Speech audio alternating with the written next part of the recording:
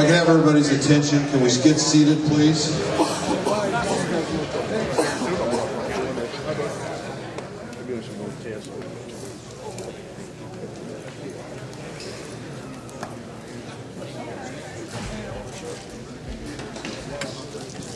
I just want to take a moment and thank everybody for coming out tonight. It's been a great weekend.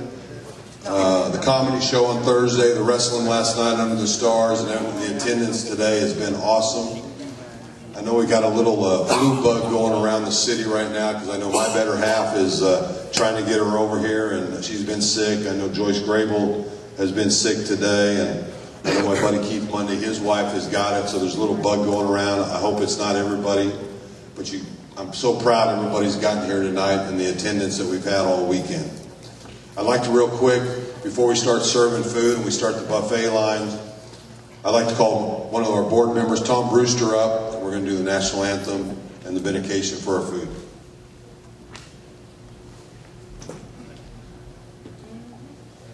Good evening. If you would please rise and help me welcome Miss Cindy Hall as she comes and sings our national anthem.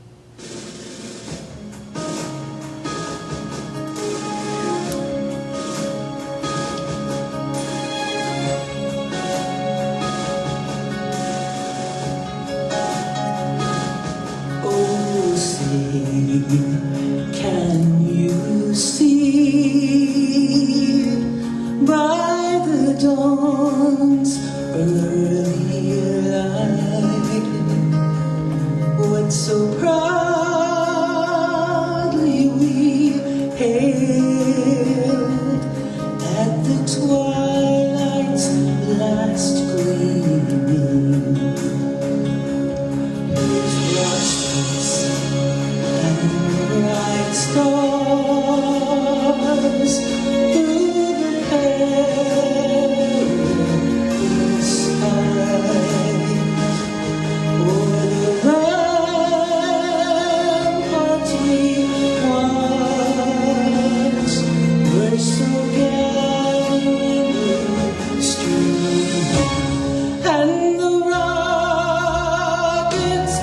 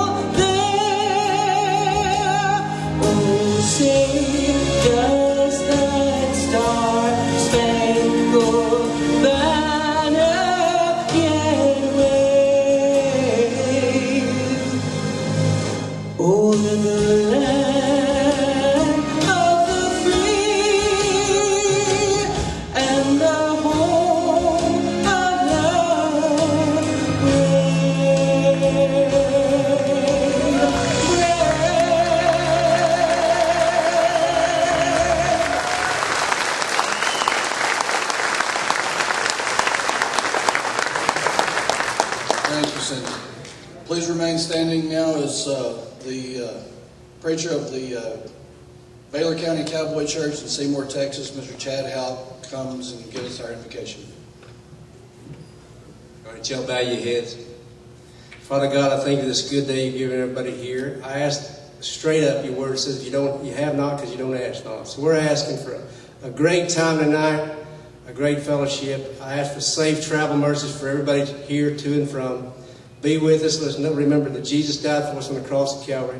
We honor that here and let this food nourish our bodies in our Lord's name, Jesus. Amen. Amen.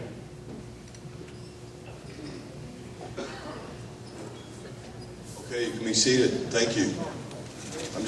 I also have to thank Shepherd Air Force Base. They've sent us some volunteers tonight to help with our evening's festivities. So at this time, we're going to take a little break and eat dinner. We do have buffet lines, but everybody at a VIP table, the Shepherd Air Force Base is going to bring plates to you if you're at a VIP table. Otherwise, if you're not, please, you can hit the buffets. Thank you. We'll just take a short break and eat. Thank you.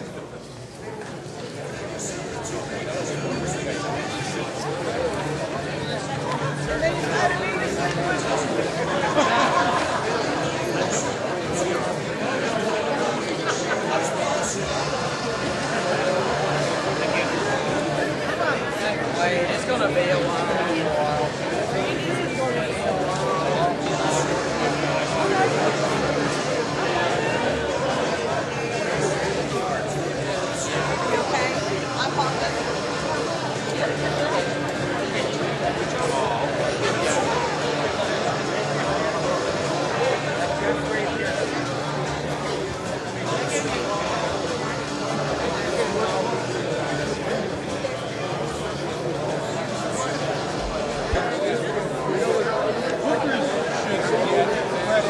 All right, everybody. Hey, first off, let's give a big hand to Rib Zeke. Weren't those ribs fantastic?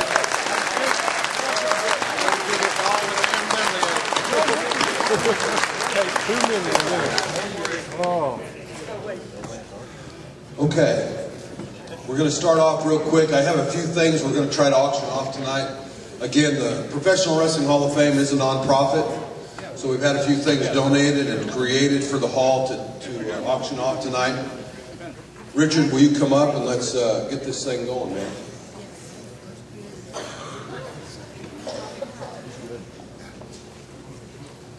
Lots of times the schools make me do this, but since I got a real auctioneer here, I'm going to try to make it and do it the right way.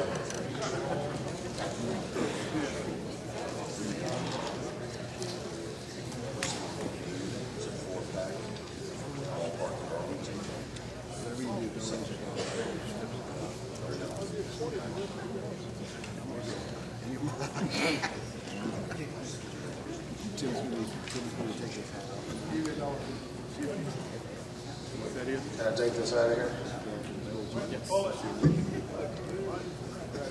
All right. Ladies and gentlemen, my name is Richard Bingham. I have to follow the laws of the state of Texas. I am licensed by the state of Texas, and my license number here in Texas is 12973. If you're a state man in the crowd, that's all you're getting out of me, so don't come to me after it's over. We have baseball diamonds game certificate for 4 guests. This is by the company that is now doing the rings. I'm trying to get it right. Read it here. All right. It is a certificate for 4 to the ballpark. Diamonds gift certificate right there. And to sit in his box, his personal box. This is for 4. Now, my biggest question is, ladies, how many of you brought your wallets? My bigger question is how many of you brought your husband's checkbook? All of this stuff, all the money we're fixing to raise is going to be, it's all for nonprofit, it's all for the charity, it all goes to the hall. So just remember that when you're bidding. All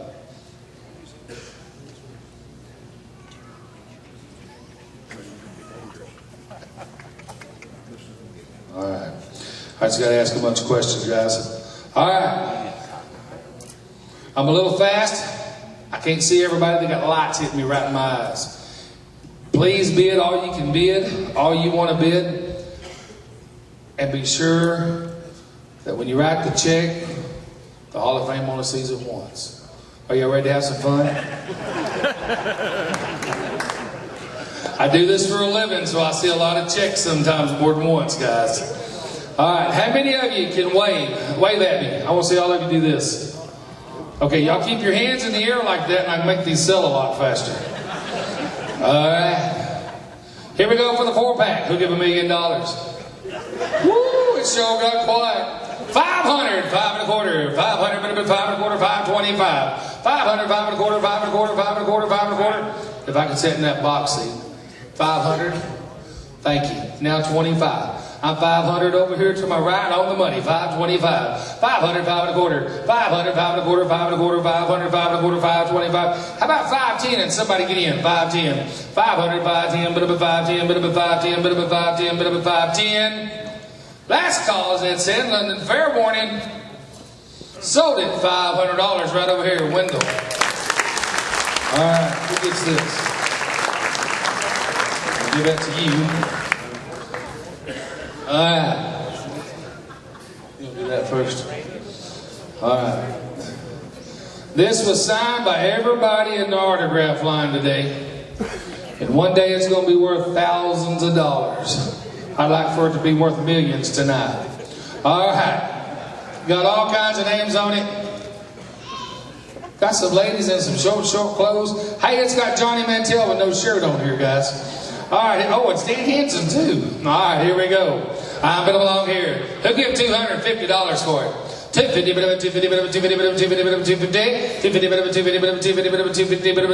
bump, get up here.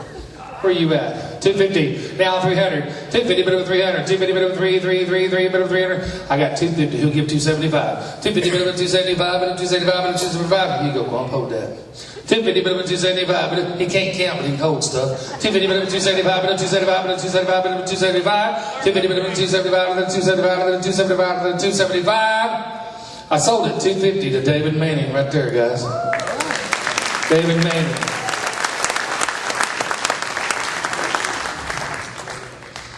All right. First and the 15th inauguration gives today's dates. It is the plaque for the first Hall of Fame Texas inaugurations right there, guys. Signed by everybody. All right, I had to ask that question. Did the Budweiser girls sign it too?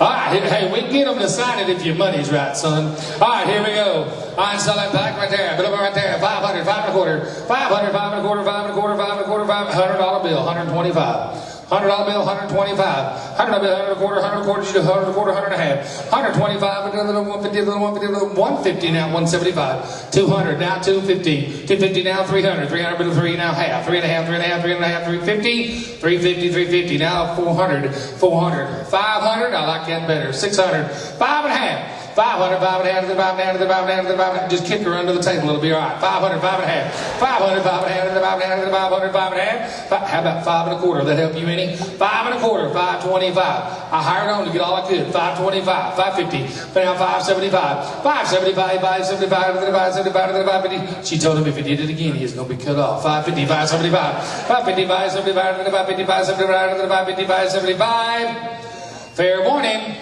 Sold at 550, headed to Sherman, Texas.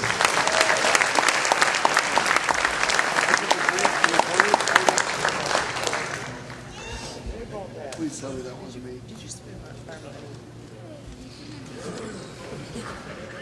We could have got that.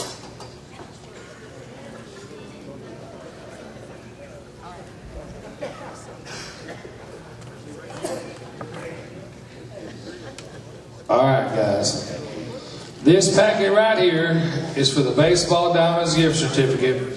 This one is for September the 18th of 2016. It is, you will need to be there by 2:05 p.m. It is for the Texas Rangers versus Okerlund Athletics. This ain't for one person. It's not for two people. It is for 15 guests. There I am. 15 guests. Now, it includes the box, it includes the tickets to get you through that gate, and it also includes food. And the beer too? Woo, wait a minute, I might have to get in on this deal. It includes the beer and wine. All right. Here you go, Bob. Beer and wine. You ladies serving it that day? All right, here we go. Beer and wine, and everything's included right there, guys. Who'll get $2,500? $2,500, thank you. Now $3,000. $2,500, bit of a $3,000. $2,500, bit of a $3,000, bit of a $3,000, bit of a $3,000. $2,500, bit of a $3,000, bit of a $3,000, bit of a $3,000. $2,600, everybody can play. 25, 26, 25, bit of a $2,600, bit of a 26, bit of a 26, bit of a $2,600. 25, 6, bit of a 26, bit of a 26, 25, 6. I'll do it slowly. 25, now 26. 25, 26, 25, bit of a 20, 26, now 2,700, now 2,800, now 2,900, now 3,000, now 31, 32, 32, one more to do, 32, 33, 33. 3,300, you're out. 33. Now 34. 3,400. 3,400. Just think, you can take Johnny with you. 3,400. 34. 34. 33, but it was 34. 34. We might arrange that. 3,400.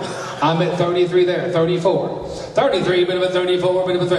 How about 33 and a half, just to make that man mad? 33 and a half. 33 and a half, bit of a 33 and a half, bit of a 33 and a half, bit of a 33 and a half. You better stay still. You almost got plenty of 33 and a half. 33 and a half, bit of a 33 and a half, bit of a 33 and a half. Last call, fair warning.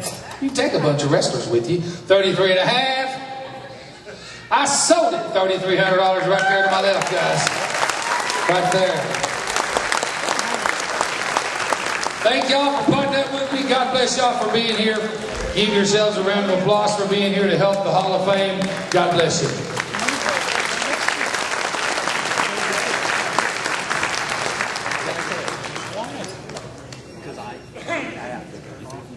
Okay, at this time, I'd like to introduce our Master of Ceremonies tonight. A lot of you will remember him as a referee during the World Class days. He was really Fritz's and the Von Erich family's right-hand guy. He did so much for wrestling back in the 80s. He's now sort of an entrepreneur and does his own thing, and I'm really proud to call him my friend, the referee, David Manning.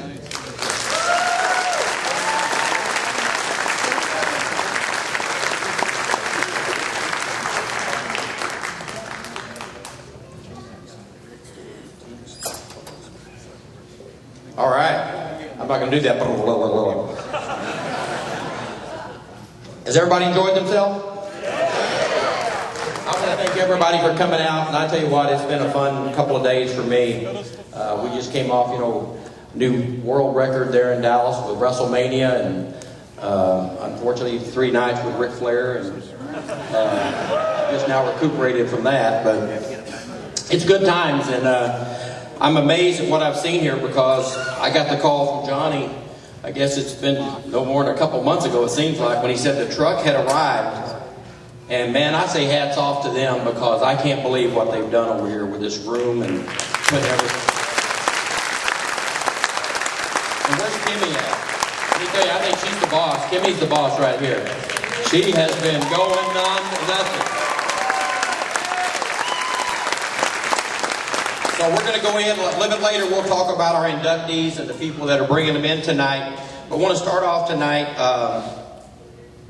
we're going to bring up, talk about our board of directors and bring up some of the VIPs.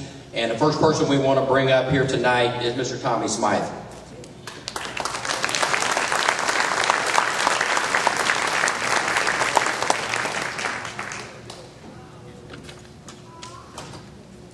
Certainly want to welcome y'all to Wichita Falls. We are just ecstatic. Board of Directors, City of Wichita Falls. God bless Danny Hodge. That's a plug from us. We're all growing up here in Wichita Falls at 4-H barn. Super crowd, super participation all weekend. Want to take just a moment to recognize a young lady. If you look at your program tonight, the beautiful picture on the front page was done by a local artist here, Shannon Reese Gamont. We're going to recognize Shannon with a plaque. That picture hangs right inside the hall as you go in. You have to look at it, and when you sign into the hall, you have to look at that. But she's done a wonderful job capturing a whole lot of history and capturing the essence of Wichita Falls. And Shannon, if you'll head this way, I've got something I'd certainly like to present you.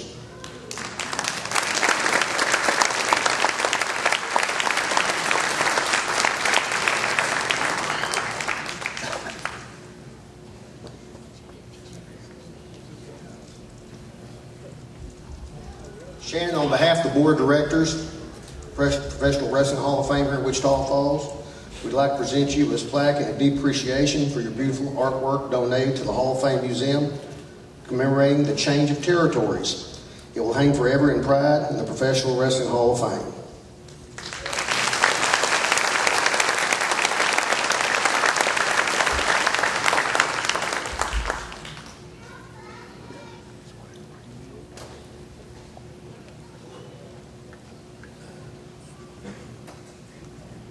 All right, before we bring anybody else up, I want to congratulate the board of directors here. Just say thank you to Tommy Smythe, who's on the board, Tom Brewster, Bill Cobble. Many of you know Bill headed up our security back at the Sportatorium for many, many, many years. Gray Pearson, Paul Rodriguez, and Sid Lidican. Give them a hand. And also Randy Harrell. Special thanks to our VIPs here, Reno Gustafson, the mayor, Glenn Branham, and here Henry Forsham. So I want to thank them very much. Next person I want to bring up is Gray Pearson. Gray, can you come on up and make your presentation?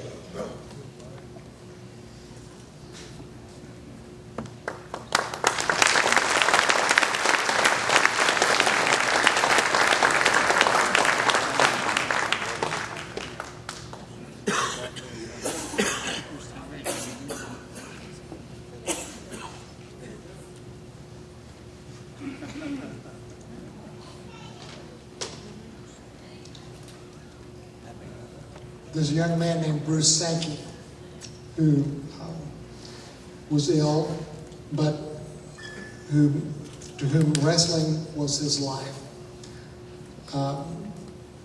He died recently, very young, and he contributed all of his memorabilia to the Professional Wrestling Hall of Fame.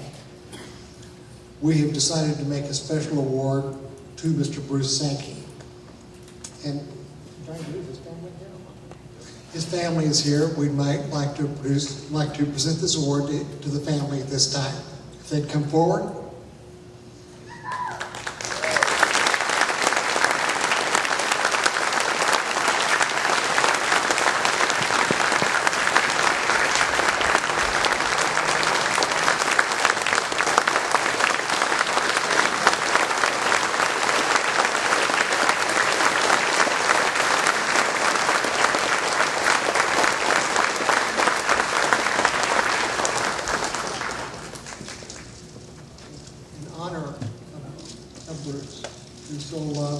This wonderful sport.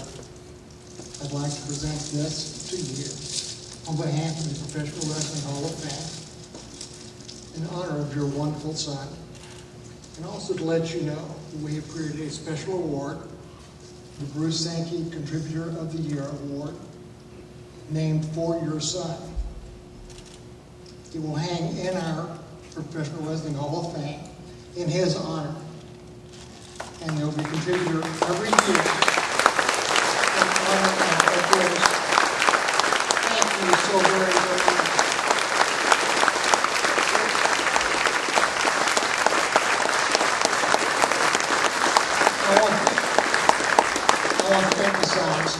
I want to emphasize, we are honored by Bruce and by you, not the other way around. Thank you so very, very much.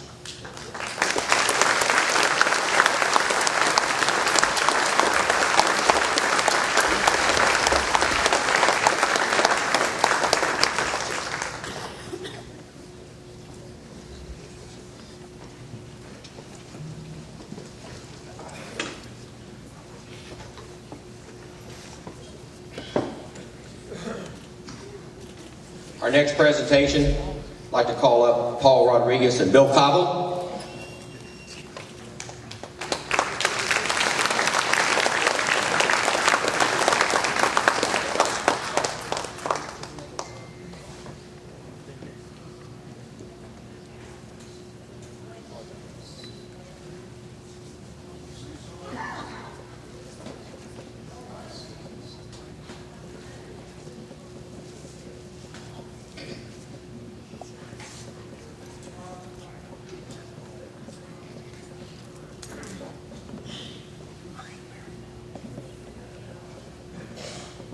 Well, I'll go ahead with my part. For the guest here, this is a tradition that we do at events like this. Everybody in the business will know what it is. It's for our fallen brothers and sisters that are no longer with us in this industry. This is the bell from the Sportatorium, which for us that work there makes it even more symbolic. But at this time, we're going to ring the bell 10 times for the fallen ones that are gone. as John said earlier, we in the past have named them, and there are just so many that we don't want to run the risk of forgetting somebody. So in your own mind, have your own memories as the bell rings 10 times. Thank you.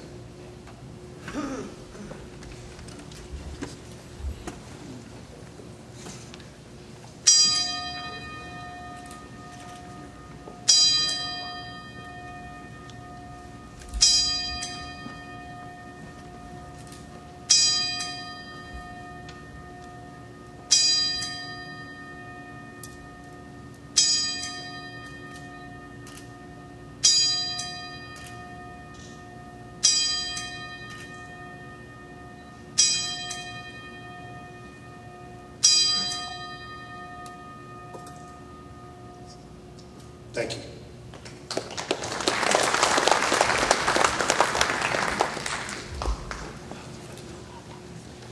Also like to thank our people that stepped up and sponsored our tables up front, our VIP tables, the Patterson Auto Group, First State Bank, Falls Distributing, and Shepherd Air Force Base. By the way, I want to thank all the Shepherd Air Force people that served us tonight, but we really want to thank you though for your service and what you do for us.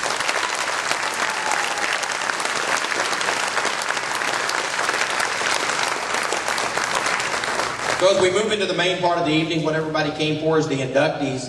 I think I can speak for a lot of the wrestlers here. I'm sure a lot of them felt like I did. I was walking through the hall yesterday, and you see a picture, and there's a story. You were either part of the story or you heard the story. And I know when I got here early yesterday and going through a lot of sad stories, a lot of good stories, a lot of funny pranks, and I thought as I start off this part, I'd just share a few. Probably one of the saddest was when I saw David and David Von Erck, his 2 ponies in back there. I remember that day, I was out at the ranch that day, and about a month later, I got the call from Joe Higuchi over in Japan about 2:30 in the morning that David had died. And but then I see the good times over there, and I remember some of my first matches. Many of you may remember I was the youngest referee to ever start in professional wrestling. Fritz decided to create a new era. Up until that time, it was always a retired wrestler that was the referee. And so when I got started, I was hoping Joyce would feel good enough to be here tonight. But first time I saw the Moolah's picture in there. The first night in Corpus Christi, I refereed the girls' match. It was Moolah and Joyce. And I was getting married in about a month, and I'll never forget. Moolah said, "Is your new fiance smart to the business?" And I said, "No."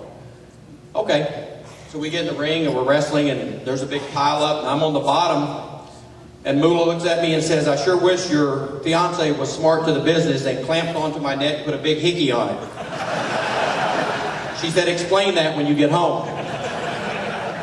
So I remember I went to the dressing room and I was looking in the mirror, and used to be a wrestler, many of you remember, named Carl Krupp.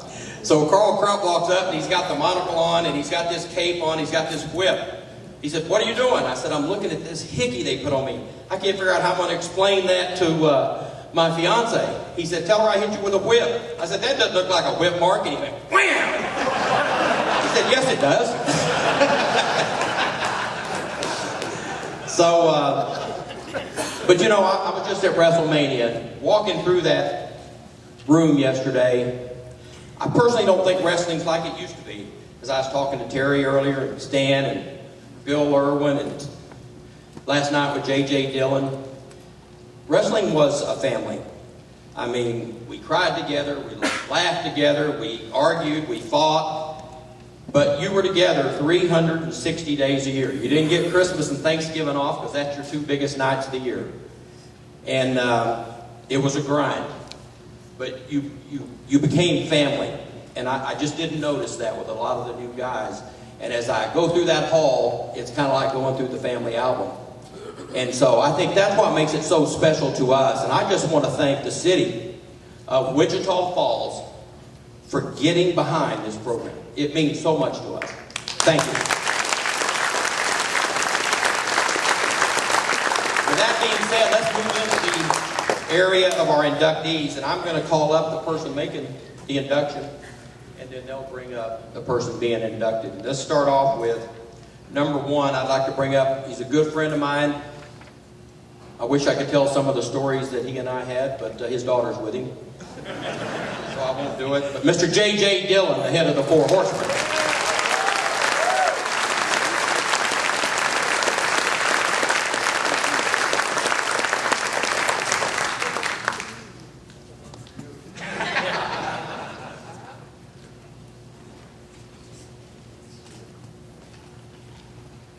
Well, I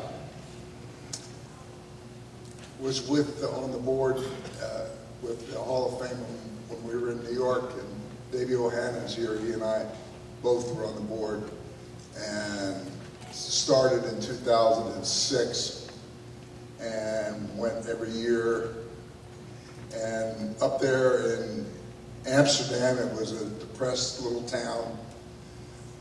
The industry that drove it didn't exist anymore. You didn't have the nice hotels that the bigger cities had. You didn't have an appropriate restaurant to have a dinner like this.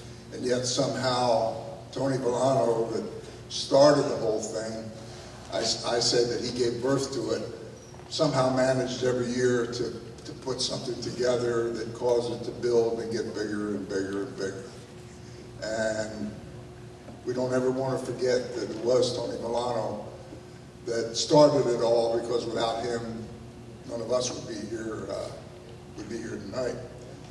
And I wanted to be here for as Johnny has said, for what's referred to as the change of territories. And I think that's a real good way of describing it, that all the memorabilia was packed up and brought here, and it's unbelievable in the amount of time that they had with what they've accomplished in terms of going over to that museum, and not all of it is on display, but what they put out certainly is very, very impressive. And I don't know how they pulled it off, but they certainly did.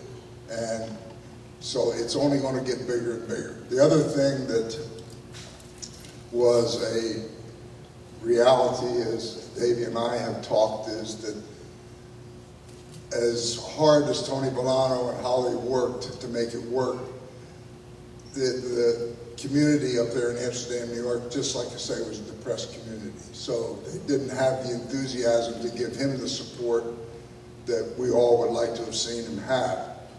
So he took it as big as it ever could get and somehow exceeded it. But it was time to look elsewhere for it to grow to the next level. And I know that he was approached by Cooperstown, New York, where the Baseball Hall of Fame is, and some other prestigious places. And he wanted to pick just the right location. And Tony called me because I'm on the board with Davey, and there was going to have to be a vote to approve it. And he said, I've been there, I've been working on this, and this was towards the end of the year. He said, I've been working on this since April to finalize this deal with Wichita Falls, Texas. He said, I've looked at all the options, and he said, what encourages me the most is, he said, that the community, it's a bigger city, they've got hotels, they've got restaurants, and they've got the space dedicated to put what deserves to be focused to preserve our memories and to display all the memorabilia. And he said that the community is behind it. When the mayor and the head of the Chamber of Commerce and the civic leaders wanted to work, that sealed the deal. And Tony said, this is the place to go. So I came here with Davey. We were on the board before. Now a new board has been chosen. A new president has been chosen. And we wanted to come and just, with an open mind, and put our minds at ease that all was well and this transition was smooth. And I have to say, in all honesty, it has far exceeded my wildest expectations. And I privately told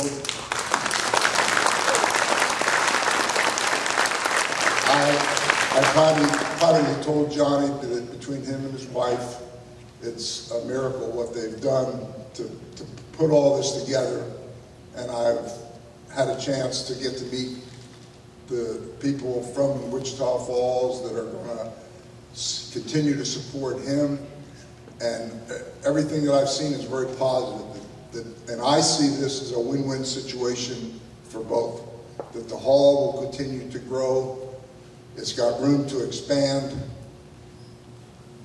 The people that are in the Chamber of Commerce and the mayor are going to find out, and I think they have already, that it's unbelievable the community of wrestling fans that exists around the world. If they could put 100,000 people in Texas Stadium for WrestleMania, people coming from all over the world, there are going to be people come to Wichita Falls, Texas, that maybe wouldn't have come here otherwise, other than the word of mouth spreads that the Professional Wrestling Hall of Fame has a new home and this is it. And there are going to people come and hear it, see it, and realize how good it is, and tell other people. And so the city of Wichita Falls will benefit, and it's going to be a win-win for both. And so I, again, want to thank Johnny. I have loved the experience. My daughter wanted to come with me and join me and see it because she'd been up to Amsterdam and she was there, and I was inducted in 2013. And the people, everybody that's being inducted this year is somebody that deserves to be honored. And I'm just happy to be here and to experience it. And the first honoree who was unable, unfortunately, to be here tonight, which is me, Gene Okerlund.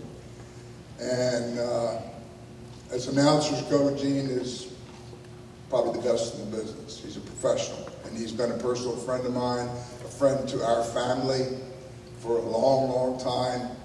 And he's a familiar face on TV. And if there's anybody that deserved recognition in a Hall of Fame pack, it certainly is me, Gene Okerlund. So on his behalf, I want to accept and know and inform him that his plaque will be proudly displayed forever in the Hall of Fame with all those that have preceded him. And I thank everybody for coming tonight. And I just expect this to get bigger and better every year.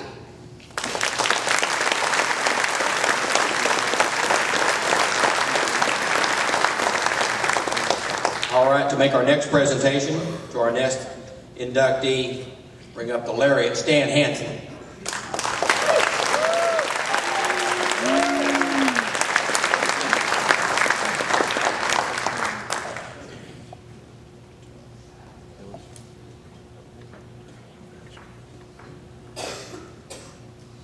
Well, that was short and sweet. Anyway, name is short. That's what Terry Funk just whispered in my mouth. my ear, excuse me. Anyway, I want to just kind of also say that Wichita Falls, you know, I was born and raised 90 miles west of here in Knox City, Texas. And I used to come to Wichita Falls. I had some kinfolk here and everything, and we always came. Had a great time. Used to go and eat out where there was nothing in a little small town back there. But Wichita Falls has always held a special place in my heart because it was the place that the first big city that we were able to go to. And anyway, it's a real privilege and pleasure to see that Wichita Falls and the whole community has gotten behind the Hall of Fame. I'm here to talk about the BlackJacks. And the best way I can explain these guys and why they deserve to be in the Hall of Fame is the fact that I was a real green guy here in the Dallas territory, and I needed a ride, and I'd just come in, and the BlackJacks, Mulligan had a black pickup, and here it is. BlackJack Mulligan, you know, 6'9", 350 pounds. You know, BlackJack Lanza, you know, about 6'5", and, you know, 300 pounds. And here I am sitting in the middle in a pickup between these two legendary wrestlers as a green guy and driving down the road. Well, it just so happened that I ate some bad food or something, and, you know, they had a lot of plans that they and we went all the way down to Laredo, and we wrestled, and we were going back to Houston. And they had already had plans in Houston, what they were going to meet some friends and everything. About 15, 20 minutes out of Laredo. Oh, God. You know, hey, man, I got to stop, you know. So we pull over and we stop. They patiently wait. I get back in. We go on about another 30 minutes. God.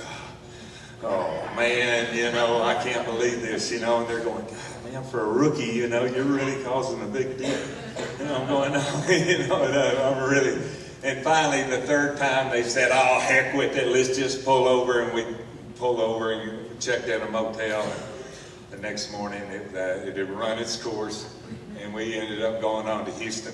But those guys never held it against me, and they never run me down as a green wrestler that was doing that.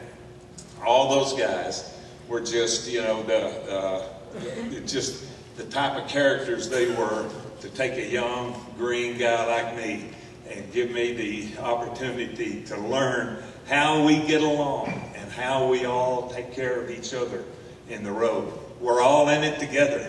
You know, somebody asked me, did you get heat with a lot of people, you know? And I said, you know, I'm going to tell you, I have to really think hard about having bad feelings with almost anybody in the wrestling business when I was in it.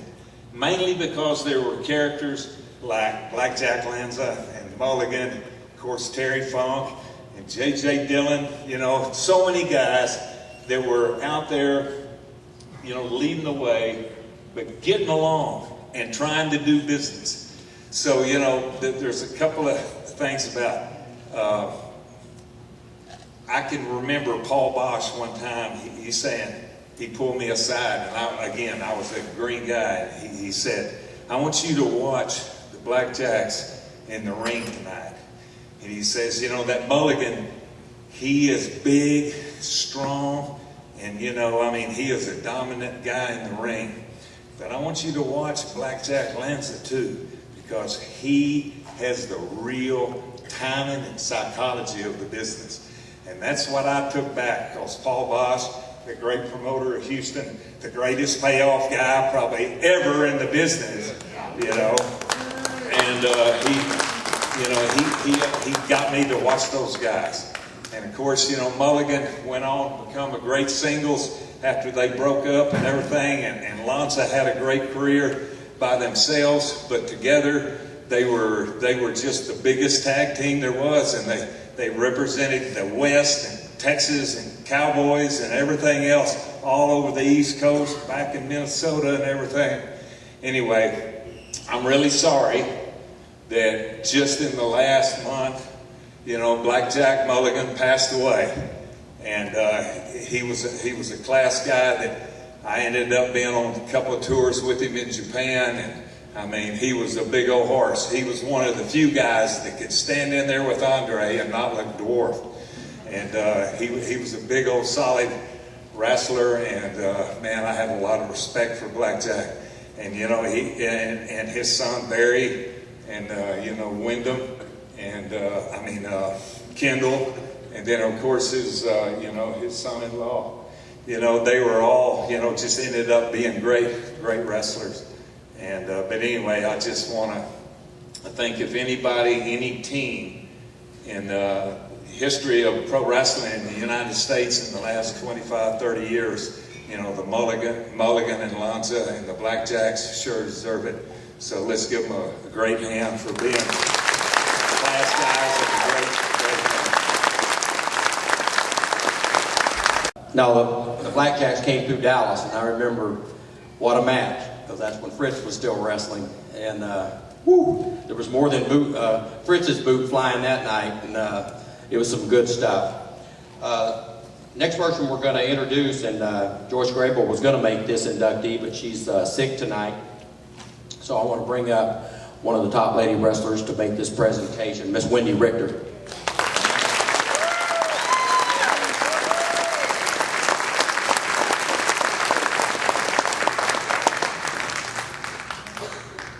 Thank you for having me here tonight. I'm very honored, and I really love Texas.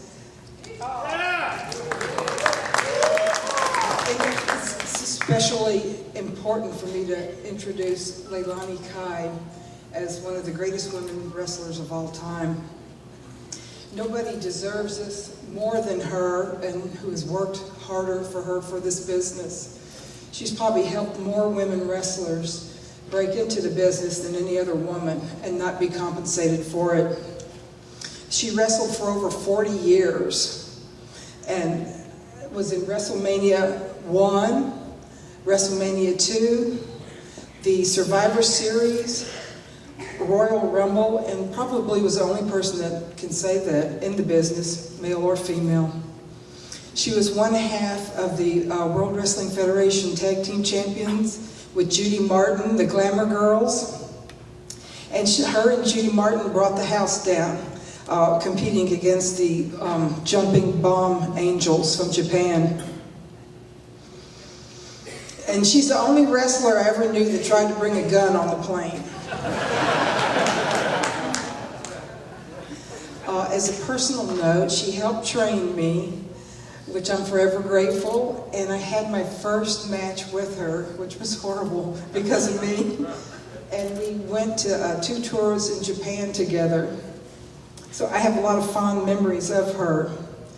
She's one of the most generous people I've ever met, and anyone that knows her would confirm that, and she would give you the clothes off her back if you asked her, she thought you wanted it.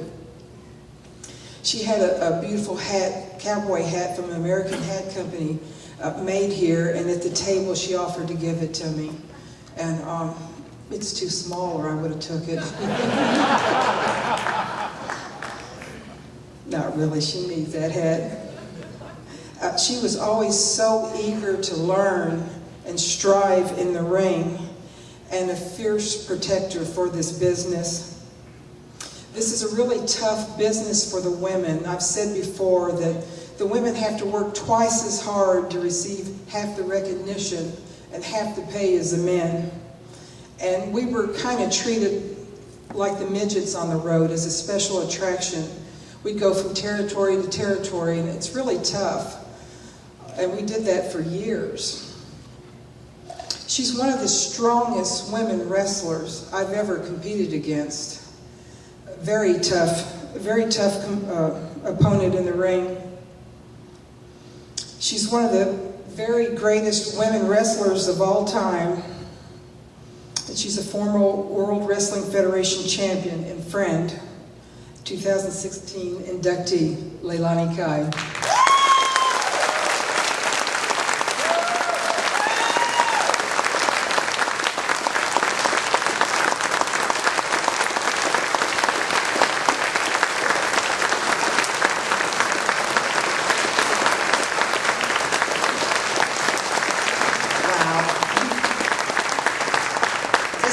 Great honor to be here, and for Wendy to induct me was the greatest that could happen to me. And I'm sorry for Joyce being sick. I went to see her before we come down here to the hall, and she wasn't feeling well at all. I guess she caught some kind of a bug, but I chose her to induct me, and we were on the road a lot together. And as Wendy said, you know, we traveled a lot together on the road, and I did train and work out with a lot of lady wrestlers, and Wendy was one, and Joyce, you know, I guess she trained me. Many of us were on the road together. We worked out with one another, so I never considered being trained by one person. It was always anybody I was on the road with that I would get my training from. I went to Japan, I think it's 48 times. I stayed there like 2 months at a time. I've been around the world probably about 4 times. I've been to every country. I speak a bit Japanese. I'm just ecstatic about being here. I can pinch myself. I can't believe it. This is the real Hall of Fame, and I'm so honored to be here. And I see a lot of my co-workers, and it's nice to visit and see everyone, and I've had the best time this weekend, and the museum is done so beautifully. And for Johnny Mantell and his wife Kay, how they've done everything to make everybody comfortable in the best way they can is very beautiful and nice. I'm so honored to be here. And as Wendy was talking about the gun, that was, I made a mistake. I actually went to the airport for Bill Watts, and I'd forgotten all about it until she mentioned it, so I'm gonna go ahead and tell the story. But I went to the airport to pick up the Freebirds, I believe it was, for Bill Watts, and I was a real big hurry. And I ran through the airport, and I did have a 35 pistol. I think it was a 35, or it was a pistol. It was a big pistol, but I had it in my pocket. And I went running through the gates, and everybody started chasing me down, knocked me down to the floor, and they said, "Are you part of Bonnie and Clyde? You got everything." And and they took me to the back, and I proceeded to tell them I worked for Bill Watts. Well, they knew Bill Watts. This was in Tulsa. And I stayed in this room for like probably 2 hours. I was scared to death because that's very bad federal offense. I just knew I was going to prison. But Bill Watts came in. He was really mad at me, but he took care of it, and I heard no more about it, and I got to make my event that night. Thank goodness. But but anyway, I want to thank the board of directors, and I want to thank all my peers who voted for me to be inducted to the Hall of Fame. And if I knew everybody that did do this, I'm sure they paved the way for me in this business. And this is for you.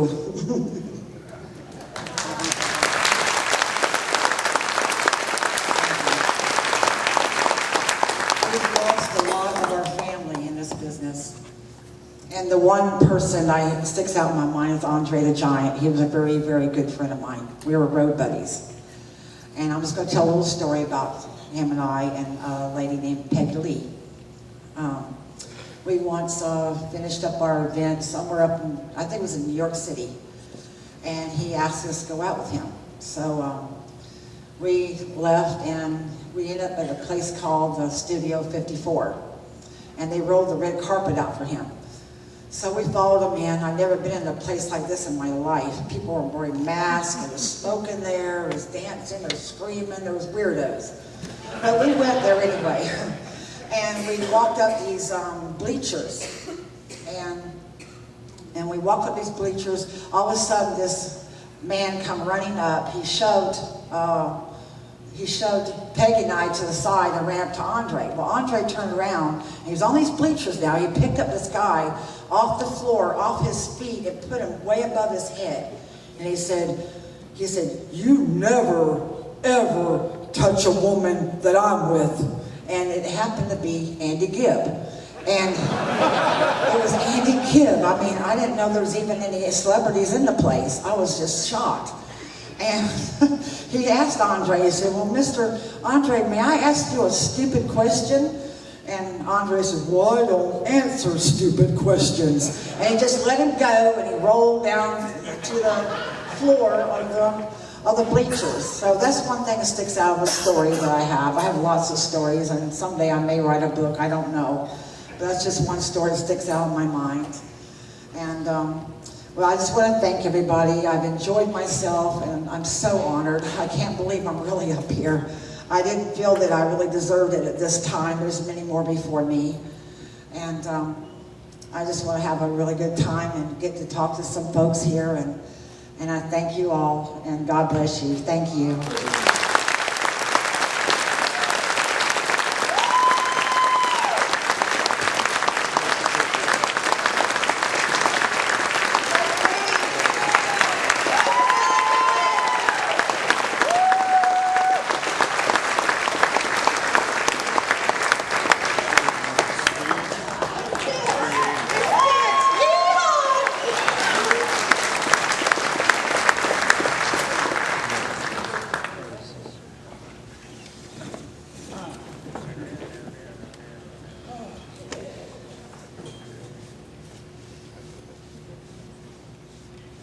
Well deserved.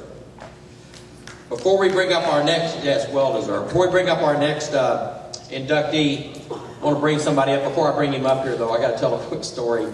I was having lunch with him today, And he pulled off one of the best pranks that's ever been done here in Texas. Kerry Von Erich was pretty easy to pull a prank on.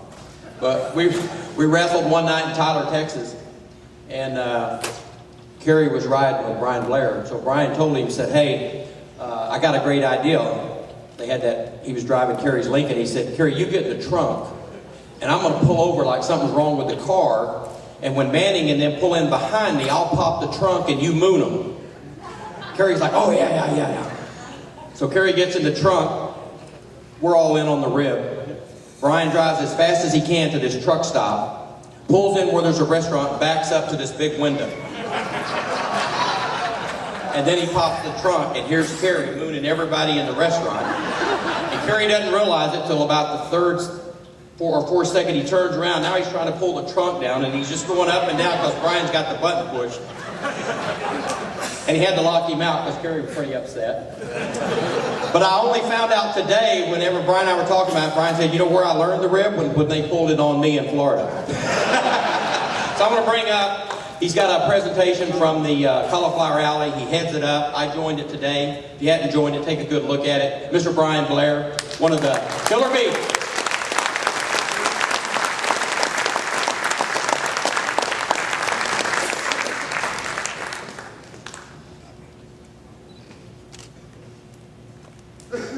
David, thank you.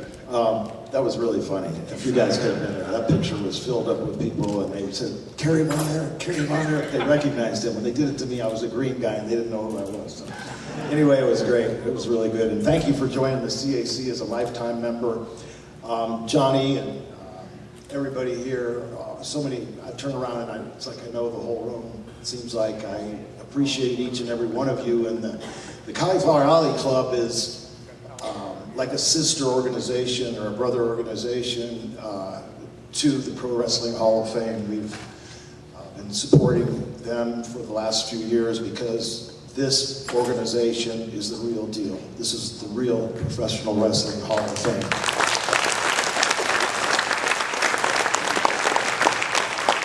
And I can already tell that it's going to be bigger and better than ever before. And is Gloria Lavelle, is Gloria here? Gloria, stand up.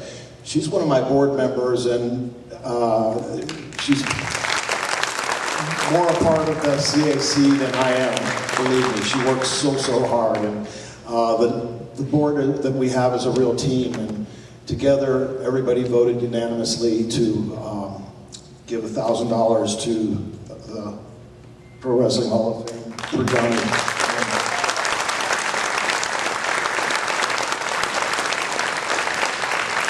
And for Kay and for every one of us that love this awesome place to go see all this stuff. It's just like was said once before, it's like just, it's like a road trip. Every place you go, a memory. It's like an encyclopedia, and I'm just so excited to be here, and I thank you all. God bless you, and let it grow.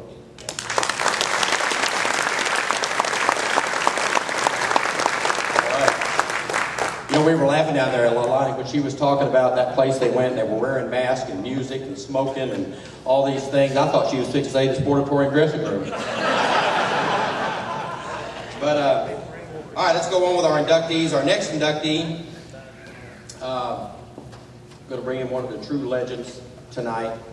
And nobody's more special to make this inductee than the person that's put in all the hard work here, Cowboy Johnny Mantell.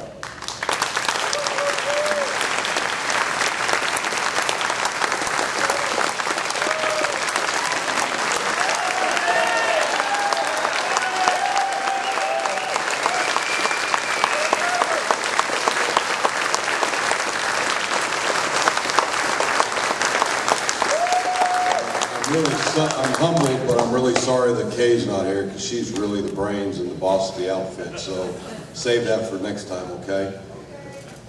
I'm really honored to be involved with this tonight in this induction because for a punk kid at 18 years old, Leo Garibaldi gave me the job of picking up this man from the airport in Los Angeles, California. He was coming to California and he was on a 3-week run. He would come in Wednesday, wrestle at the Olympic Auditorium, and then we'd go to Bakersfield on Thursday, and and then back to the Olympic Auditorium for the house show on Friday for Mike LaBelle and Hollywood Wrestling.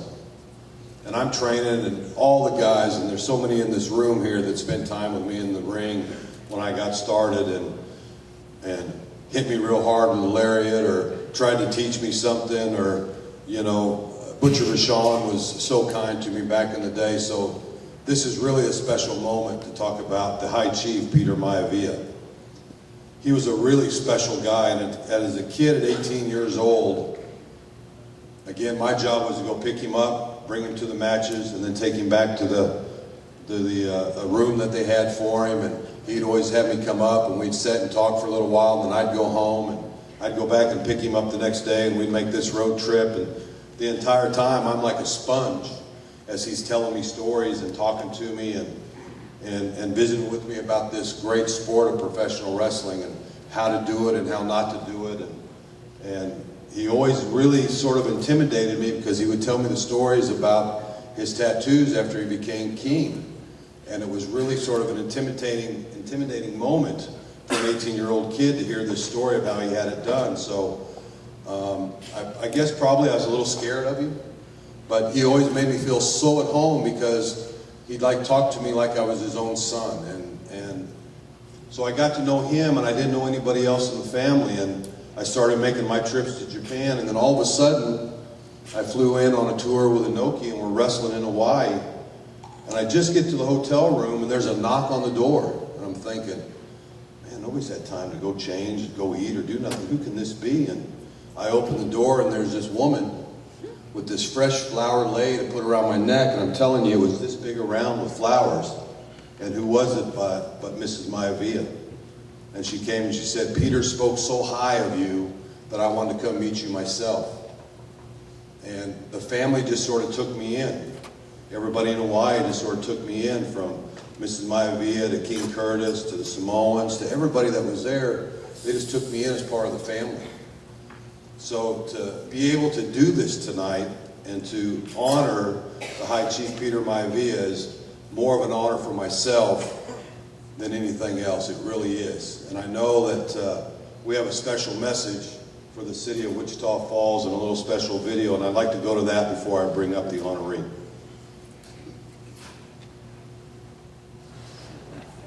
Hey guys, hope everyone is having a great night, a great weekend.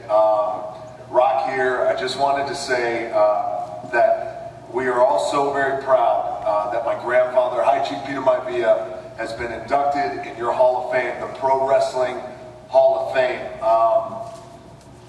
I had the honor of inducting him in the WWE Hall of Fame, but to be inducted in the Pro Wrestling Hall of Fame means the world. It signifies we've come full circle, and it's an awesome thing. My grandfather, like many of you guys and girls in the room, loved our business, loved the business, and was so proud of the business during a time, and many of you know what I'm talking about, where being extremely proud and protective of the business was an important thing.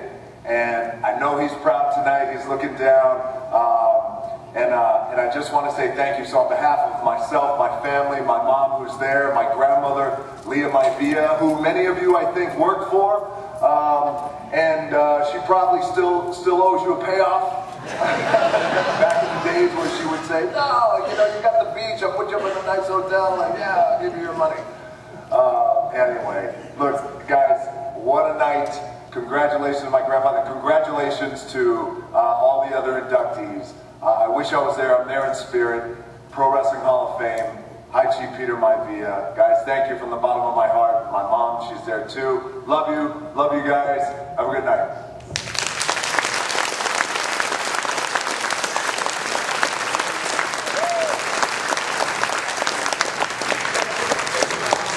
The very first inductees to the New Zealand Samoan Sports Hall of Fame. Whanene Leifi Peter Maivia, also known as High Chief Peter Maivia, was born in the village of Salelua in Whalealili. He moved to Tokoroa, then to Auckland, exploding onto the world stage of wrestling during the 1960s and 70s, taking out every major title in Australasia and the States. Maivia's legacy has been carried on by his grandson, Sayuli Dwayne "The Rock" Johnson, who is today regarded as the most well-known Samoan in the world. Maivia is accredited with putting Samoa on the map of world wrestling. In March of 2008, The Rock inducted his grandfather into the WWE Hall of Fame.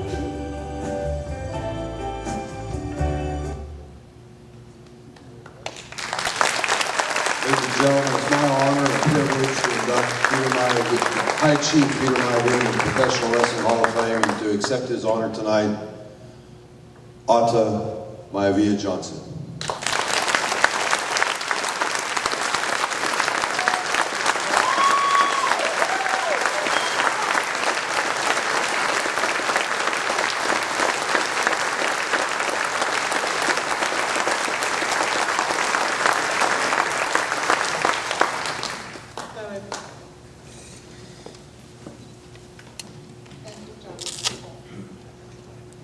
Thank you, Hall of Fame. Thank you, Wichita Falls. I had a speech ready, but I sitting in the room at the hotel. So let me just share a little of my heart with you.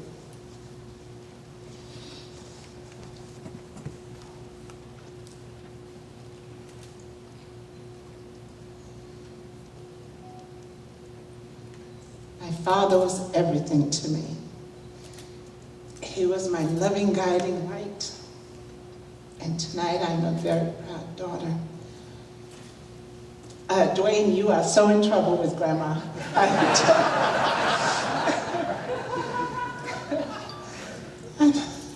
I'm very proud to accept this incredible honor from my dad. Thank you. Thank you very much. Thank you very much.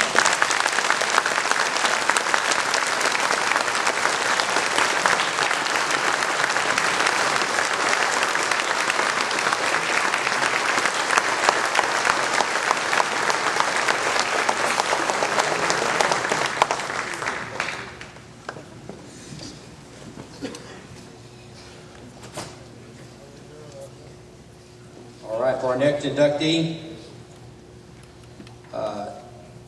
this presentation, or this division, going to bring up Teddy Gordonenko. And I'm hoping I got it right, because I don't want him punching me out later tonight. Gordonenko, got it?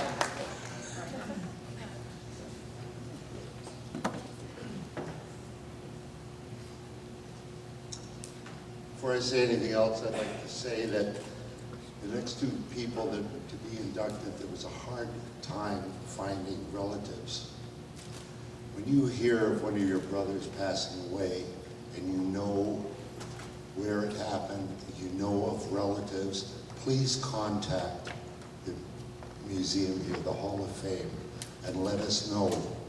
Because I think it's such a shame that a person is being inducted here without family.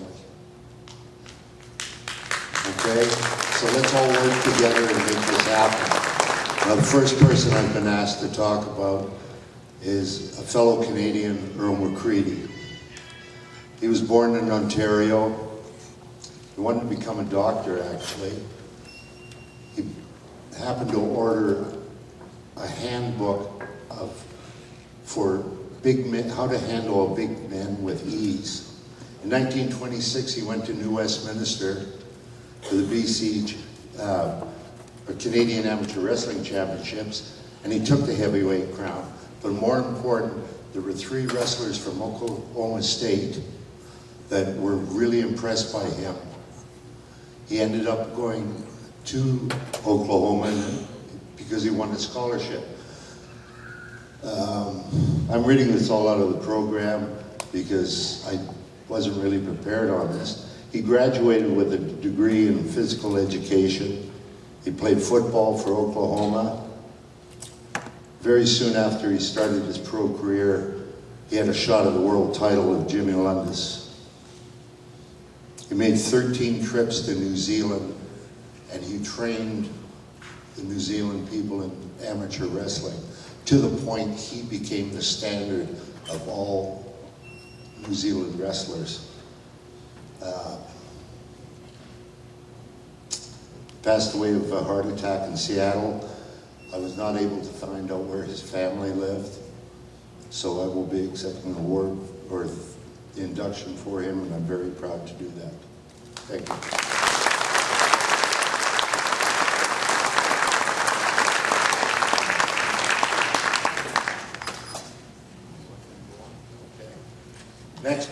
Next person here is Joe Pazendak. I have a particular connection with Joe because Joe was a shooter and he trained 3 world champions, along with a lot of other top wrestlers. Vern Gagne was one of the champions, Pat O'Connor, and some other person named George Gordienko.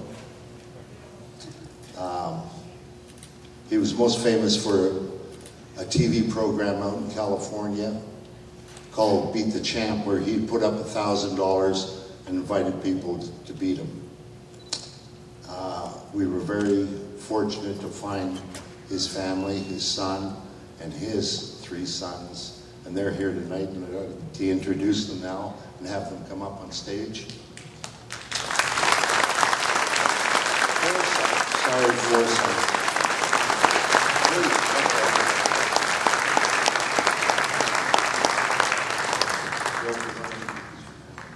My name is Joe Pazendak, and my father was a wrestler that you're introducing here today, and these are my sons, Joe, and there's Mike and Kevin. And we've come here with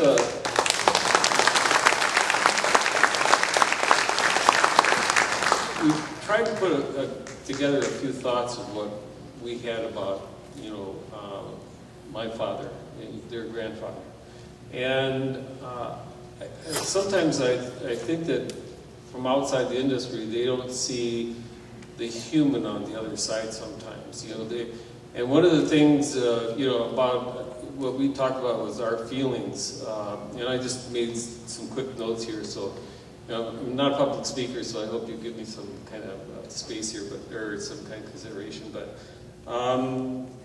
he was a son, and he stayed very faithful to his father, took care of him all through the rest of his life, right to the end. And he was a father, to 6 children, took care of us all the time. He was always there for us whenever we needed him. He was just a great father. He was a grandfather. The kids remember his stories about him.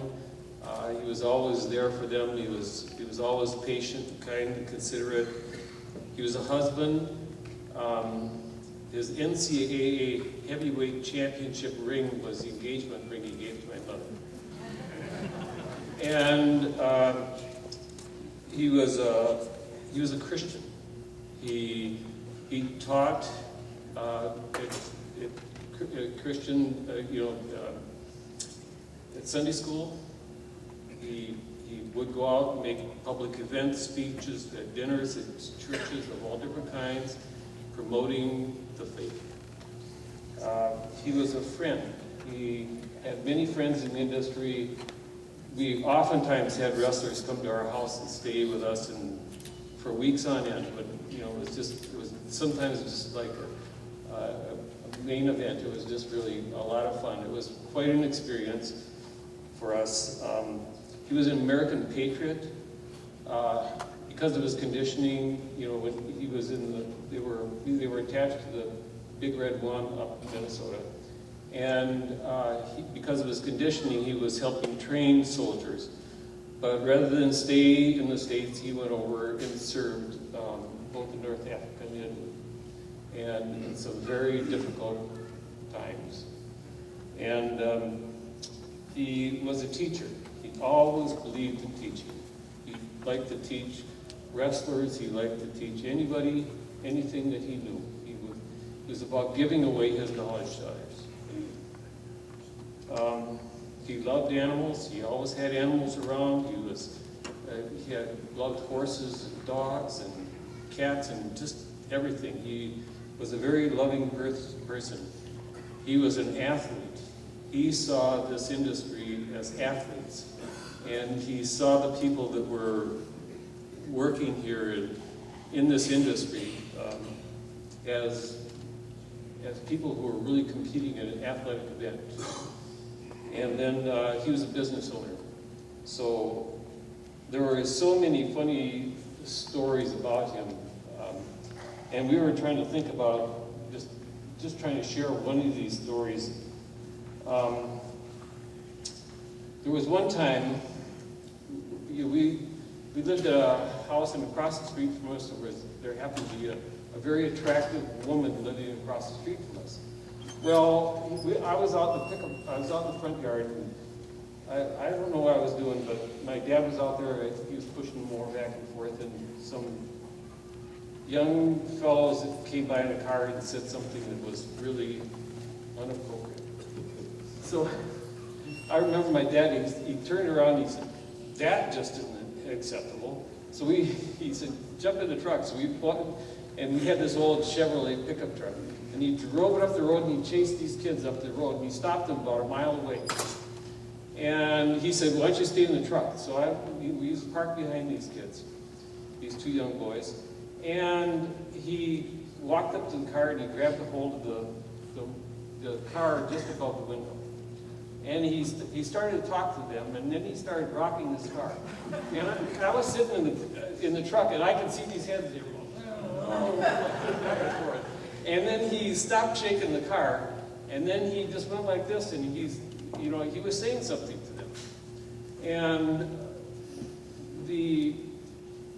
so then we turned around, he came back, he got in the truck, and then we came back to our house.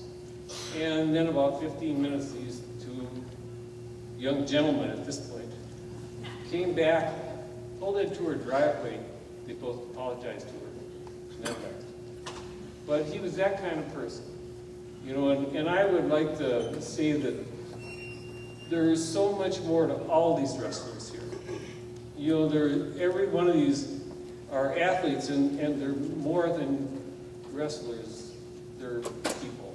And, many of the stories that some of these were talking about when they shared a ride, sometimes you would ride in a car together, like you're talking about, and they would ride out, and they would wrestle, and then they would turn around and ride back home. They were a large family. In closing, we want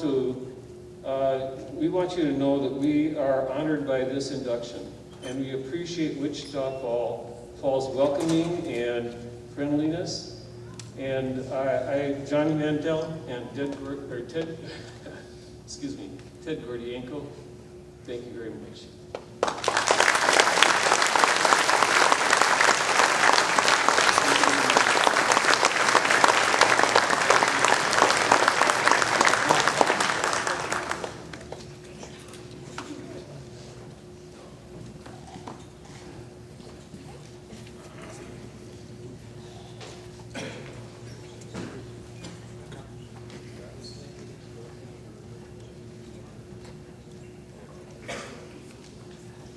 All right, for our next presentation, you guys saw him last night. I was talking to people today. What a storyteller.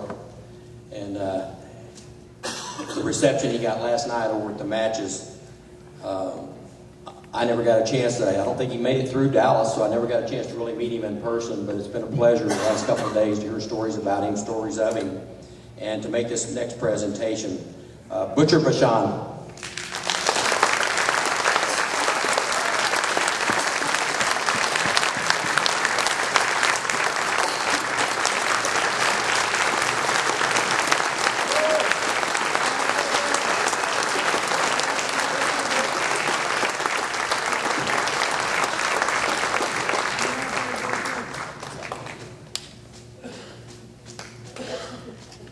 Butcher, would you like to make it down front here? Are you okay?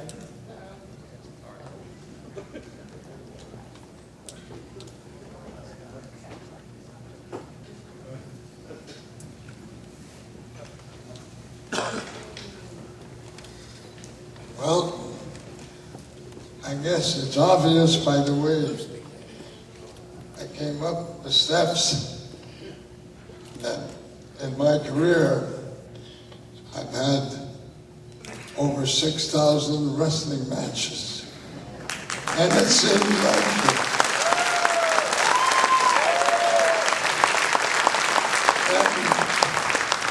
and I'm not here tonight to brag about my wrestling career or my family.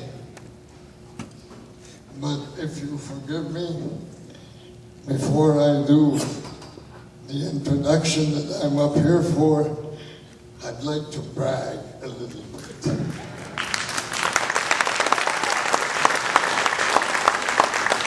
And what I'd like to say is this, that as of last year, there are 3 members of my family that wear this ring. That's the Professional Wrestling Hall of Fame. Thank you.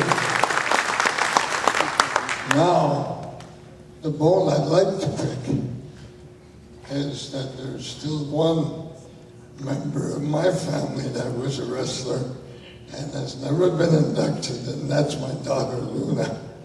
Anyway, I'm joking about that. But anyway, and I guess that's enough about me.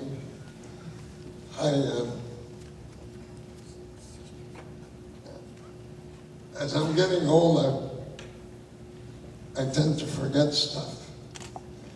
But I do remember when the first year I was in the business, in the professional wrestling business. I was 18 years old. I had just won the Canadian Wrestling Championship amateur.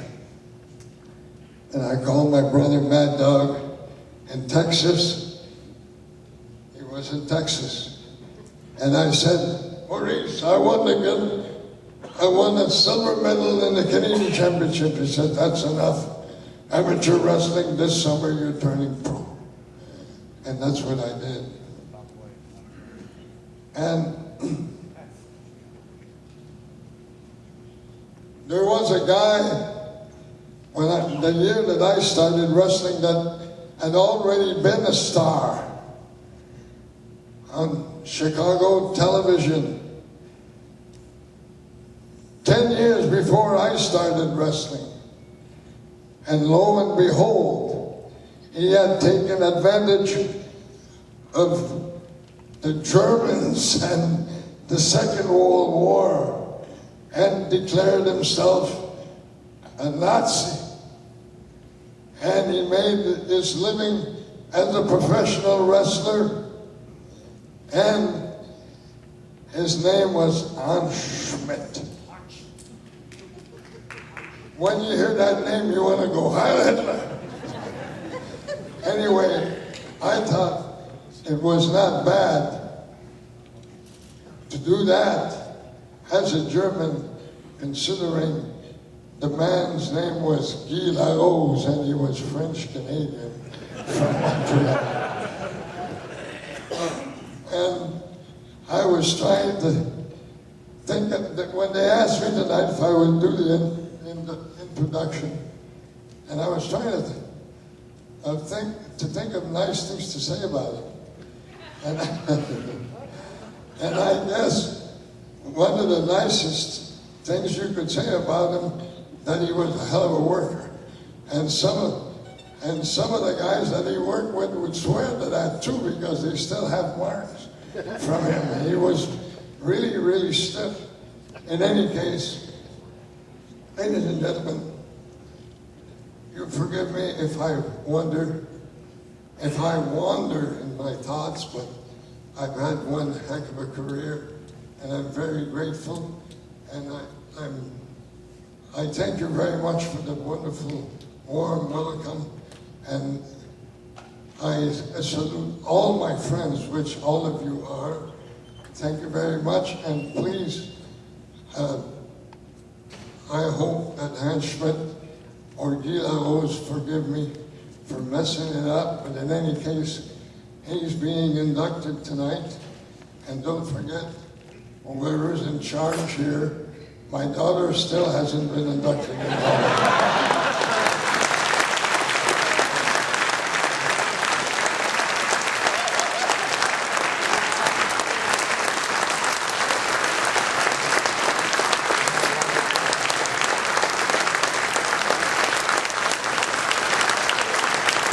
Penny, please make sure that Booker knows I'm not in charge.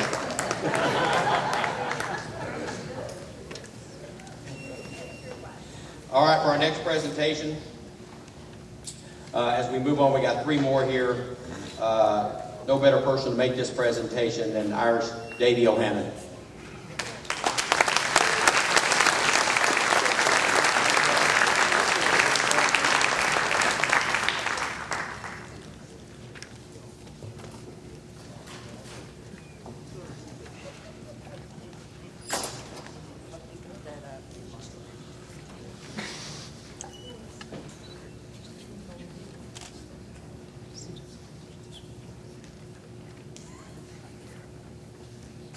Well, this comes as quite a surprise.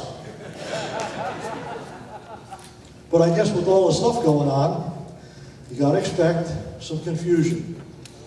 But anyway, my name is Davey O'Hannon. A long, long time ago, I got the privilege of wrestling in Texas. So I'm going to take a little poetic license here for a second and tell you people why I think Wichita Falls in Texas is an absolutely perfect fit for the Professional Wrestling Hall of Fame. And I got to give you a tiny bit of history. I promise I won't bore you. But Texas wrestling and the people that you see here, and I should say the NWA, because I got my first exposure in the WWF, and a pretty big arena up there called Madison Square Garden. It's filled up with 20,000 people all the time. But the fans in other areas are different. NWA wrestling fans are used to a product that is fantastic. They're real wrestling fans.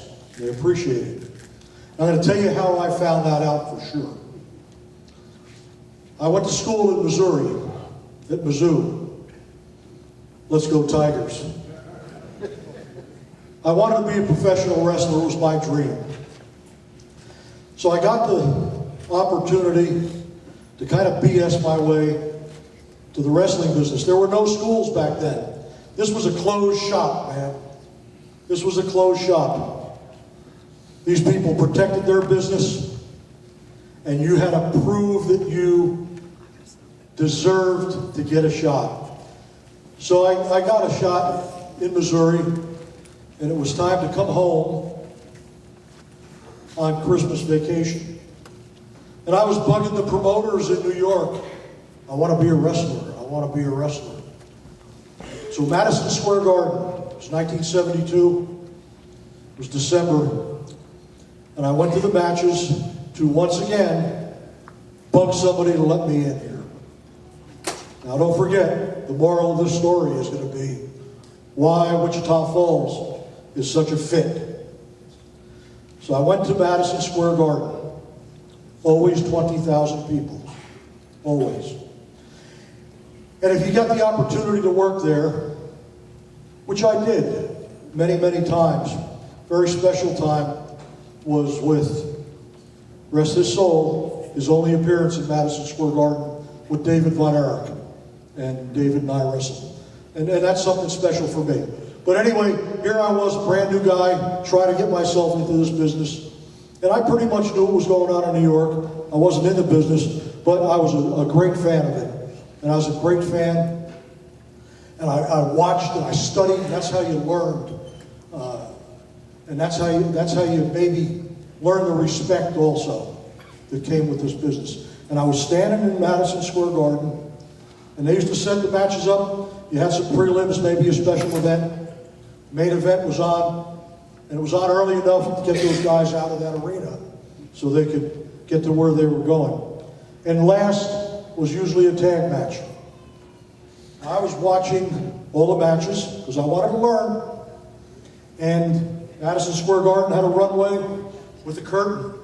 And Vince McMahon Sr. used to stand on the left side of that runway. He was a tall guy, very sophisticated.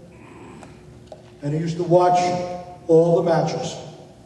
Well, if you were smart and you wanted to do this stuff, you also watched the matches. And I was standing right next to him. And I'm watching, and it was tag team time.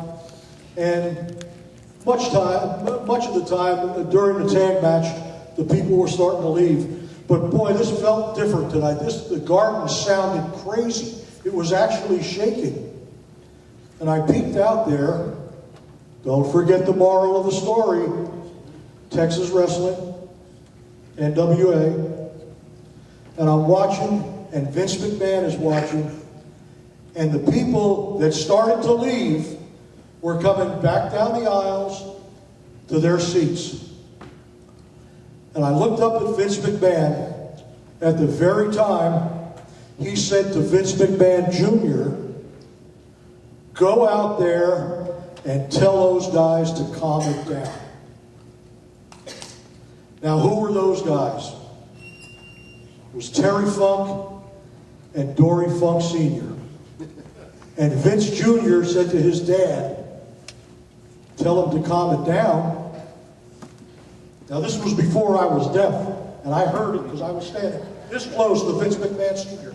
He said, tell them to back it down. And Vince Jr.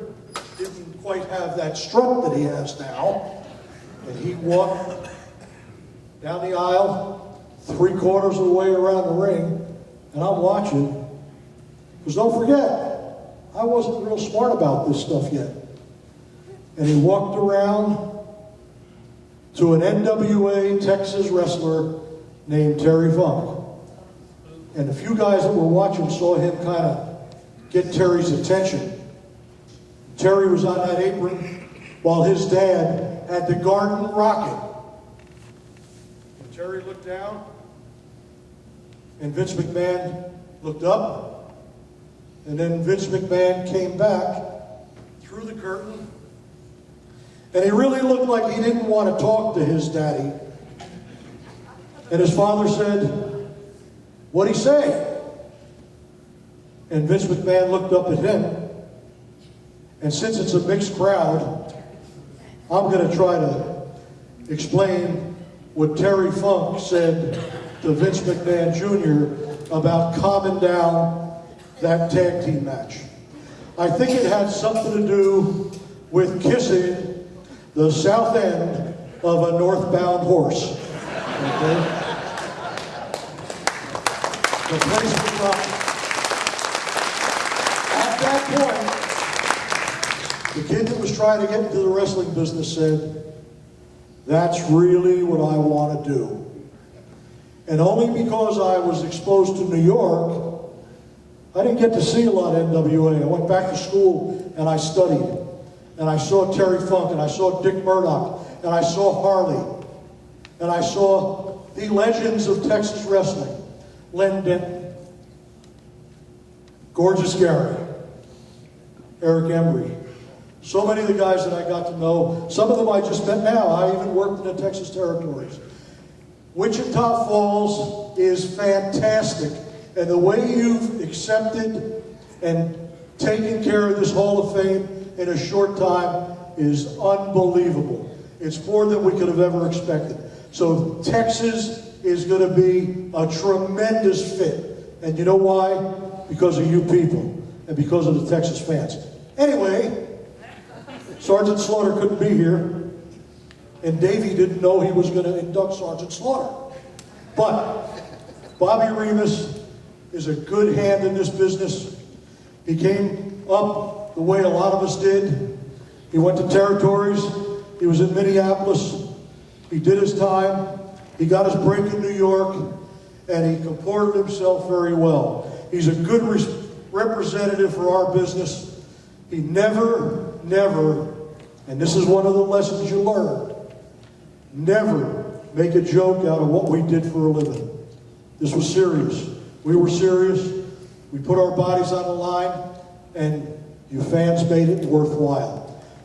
Sergeant Slaughter is a worthy inductee to the Professional Wrestling Hall of Fame. I just know that he had a prior commitment, and it was with Wounded Warriors. He had a good reason not to be here. But he'll be here, and he'll accept his ring when he gets here.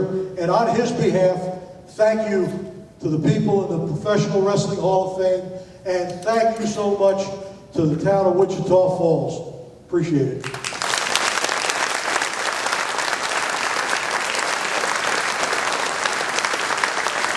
All right. This next inductee, and the rest was history. And to induct this person, another person had a lot of matches against him, worked with him when he was here in Texas, Mr. Gary Young. Come on up.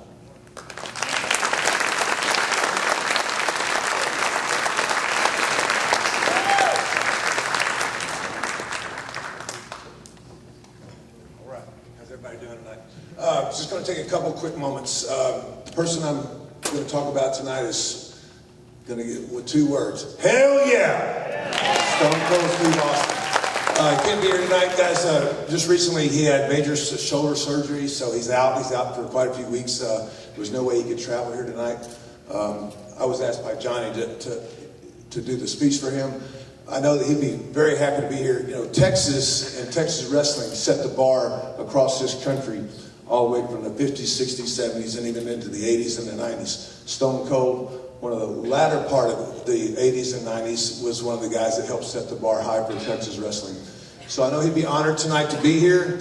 I was honored to be able to work with Steve. He had his first television match with me after coming out of his training camp with Chris Adams. And it's my pleasure tonight to be able to accept this award for him. And I know Steve Austin wished he could be here tonight, and would be love to accept this on his own behalf. Thank you, guys.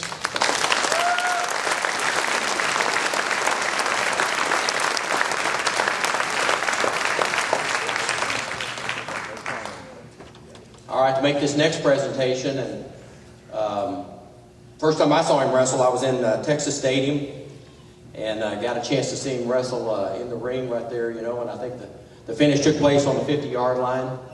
But he was wrestling none other than Fritz von Erich. He's a legend. One of the people I really respect in the industry, what he's done for all the boys, helping promote them here, and not only here, but over in Japan, opening the door for a lot of people to go over there and make some really serious money. And he's going to do our next inductee. I'd like to bring up Terry Funk.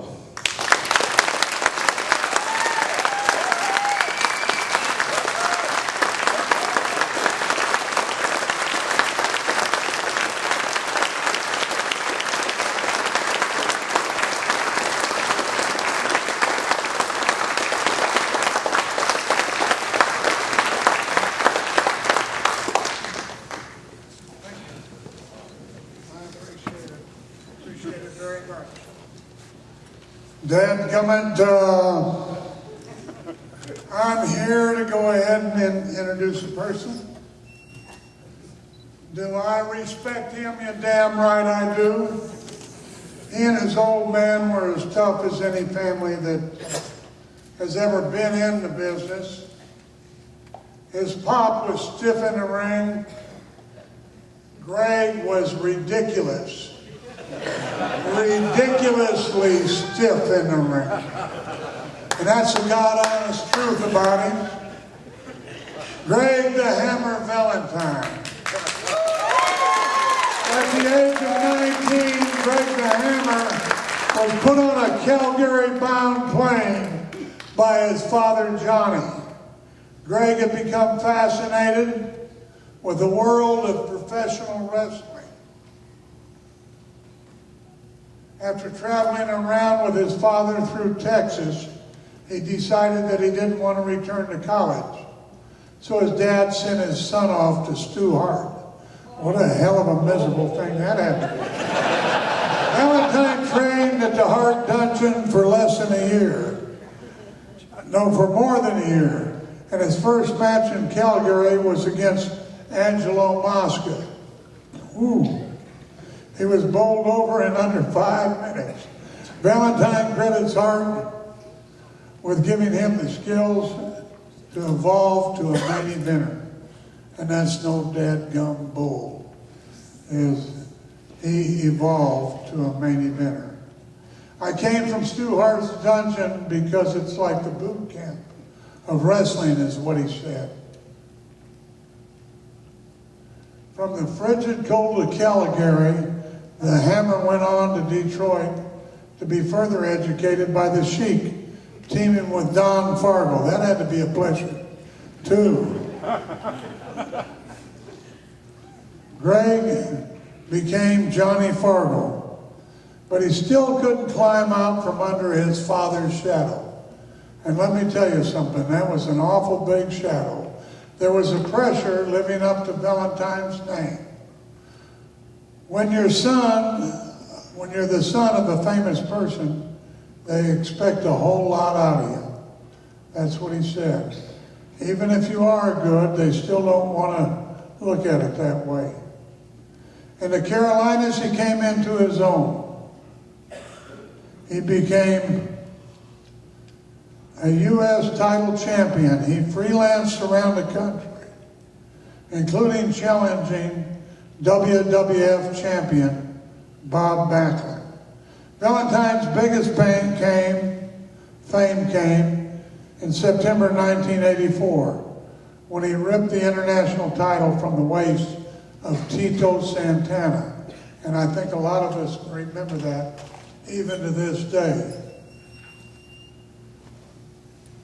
That was in Ontario. The angle would go down in history books as the start of a bloody and bitter entertaining feud. Valentine joined forces for a short while with Dino Bravo. He then dyed his hair black and paired with Honky Tonk Man as rhythm and blues. The Elvis-inspired team was managed by Jimmy Hart. Valentine was signed to wrestle in Japan by the WWE, but he was unhappy with the situation. He quit the company, but not pro wrestling. Now in his 60s, Valentine will still suit up and compete in the ring. I want to tell you something about this guy. This guy is a great in-ring performer. He's a great in-ring performer because he comes from a family of professional wrestling that believed in the sport and believed in what he was doing in that ring. Not only did he suspend the disbelief of the fans, but he suspended the belief himself. In other words, he believed in himself, he believed in what he was doing just as I did. That's the way his pop taught him. That's the way my pop taught me. He loves the business, he adores it, he wouldn't be with it that long. Has it been great to him? Hell no. Does he deserve for it to be great to him? You're damn right he does. And I think each and every one of us in here think that about Greg the Hammer Valentine. Hammer, we love you. And want you to put your butt up here and talk to yourself.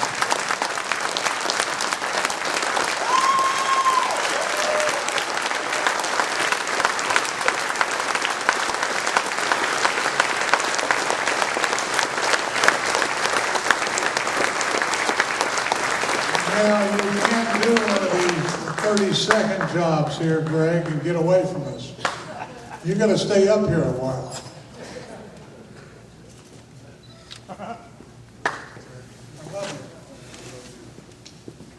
I'll be up here a while. I got my... But not too long. I got my... But not too long. Well, who's following me? I hope so. They always put me on last when I was wrestling. Even when Hogan was the main event, I was on last. That's exactly right. I remember that. I used to go on first. I got home earlier. We had this company called the XWF, and I said, I want to wrestle Terry Funk. And we had 4 matches, and my God, they were all terrible. No, they were stiff. They weren't terrible, they were stiff. They were stiff, I guarantee you that. And maybe they were terrible too. No, I don't think they were. You know, as I love that though, that's one thing that I love with this guy. He's going to Sunday me and he's not bullshit. That's what's bad about it. I'm fixing to get off of here and leave him with that microphone. Well, I love Terry Funk. I love the Funks. I love your father. He knocked out my partner, Don Fargo. I got mad at one of the payoffs when I was in Amarillo.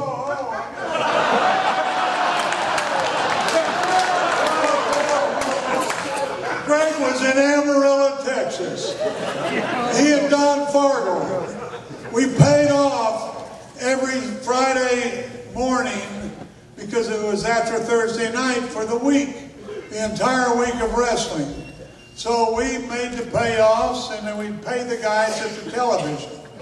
Greg looked at his payoff whenever he opened up his envelope, and all of the wrestlers were there. There was about 22 wrestlers there, all making TV promos, and all of a sudden, Greg threw down his check on the floor, and he started jumping up and down on the check over and over and over again. Then he dropped a goddamn elbow to the thing.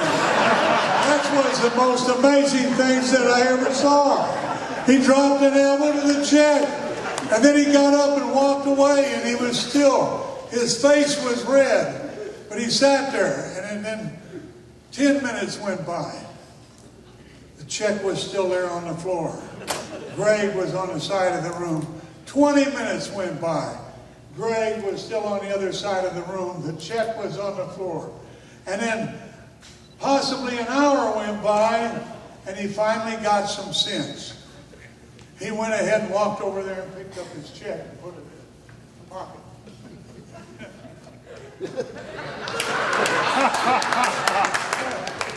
That's a true story. It wasn't very funny, was it? Did y'all like that one?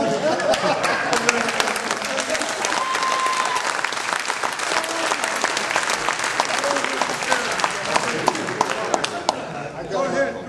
I got my Donald Trump suit on. I'll tell you, if they had election tonight, I'd damn sure win it. Goodbye, Hillary.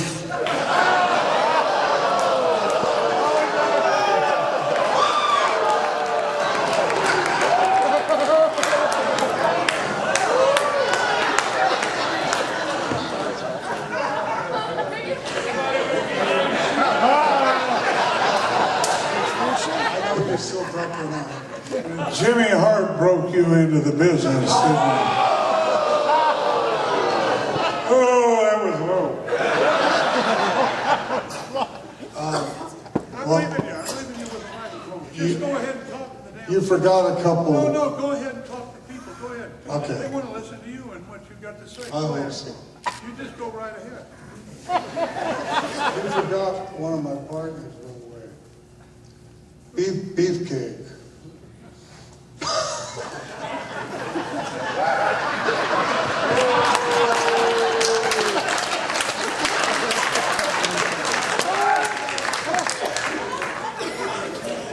I'm not going to say anything bad about him, but I could. Wow. It's been a long road. You know, I was put in a Hall of Fame in 2004, WWE, but I'm an old school wrestler, and I learned how to wrestle in the NWA, and NWA is associated with, I believe, very strongly with this Hall of Fame, so this is a great honor for me to be inducted. And in Texas, you know, I never grew up with my father, And I grew up in Seattle, and the only wrestling we got was Texas Championship Wrestling. And I watched my father wrestle on television. We had Portland, Oregon wrestling, but nothing compared to Texas. But I've had a long, great career. Like Terry says, maybe I wasn't recognized for everything. I don't know what he was trying to say. I'm not recognized for how great I am, but you know, some people didn't like to wrestle me because I was too stiff. But it's the only way I knew. I was trained to make the people believe in what we were doing. And I, in my mind, believed I was really tough. And if you believe it's strong enough, it don't matter how many weights you lift and how many times you run down the beach. If you believe you're strong and you believe in every movement that you make in that ring, if you believe it, it transmits or translates to the fans, and I think that's why I was successful.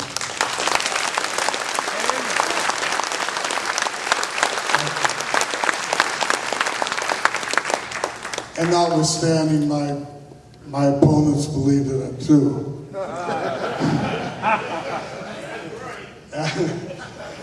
And I apologize, but not really. But I've been hurt too. I tore my quad completely off. But that wasn't from a wrestler, that was a stupid ring in Chicago and the step broke. So, you know, here I am, 57 years old, still wrestling. I think I'm never gonna get hurt.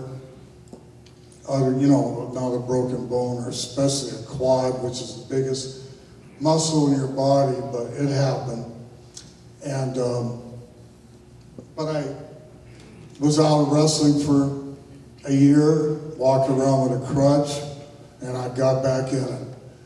And I lost my lawsuit because I got back in it. I said, well, what am I supposed to do? And he goes, why don't you go bag groceries at wherever, with Dixie. And, you know, I'm not going to do that, so. There's so many people I want to thank for my career.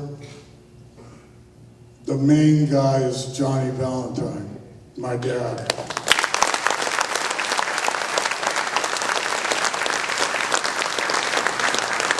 He has a history of being strong and stiff also. And I didn't imitate him, I emulated him. And I watched some of my matches on television after I'd been working for a while, and I go, damn, I look just like my dad, except I'm a little bit shorter. But it was the same moves. But I swear to God, I'm sorry, I don't mean to swear to God, but how you say it? I didn't imitate him, it just came out of me. And I'm his son, so I'm a chip off the old block. And God rest his soul. And he went down an airplane crash in 1975, and I had a big burden on me. I was down in Florida laying around on the beach, and I was Dusty Rhodes' partner, and I didn't have to work too hard. And then I had to come in and try to fill Johnny Valentine's shoes, and I was scared to death.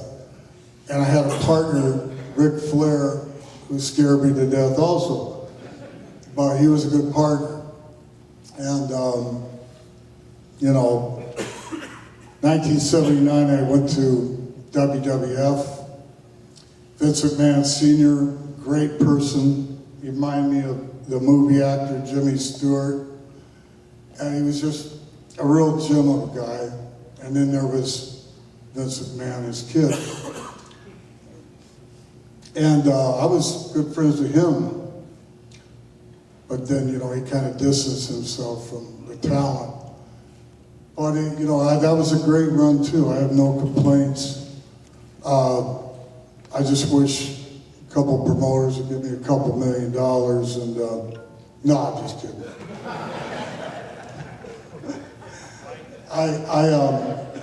This is a real honor because this is the real Hall of Fame. WWE doesn't have a building. And you guys, and I first went up there with Tony Milano and helped induct my dad into this Hall of Fame. And then I inducted my wild and crazy partner, Don Fargo, before he passed away 3 years ago.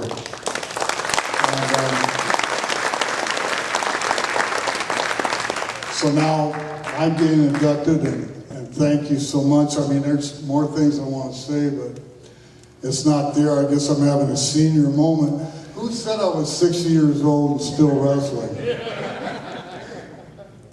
Okay. But thank you. God bless.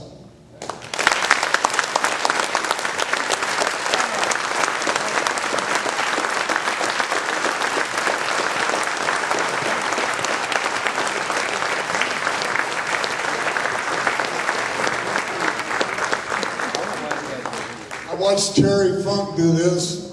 He had no clothes on except for his shorts. He got out of the car and he had cowboy boots on. But they were, they were briefs. He got out of the car, Sharon Amity and Charlotte, and Flair was my partner in the car, and he got out, crossed his, crossed his legs and went.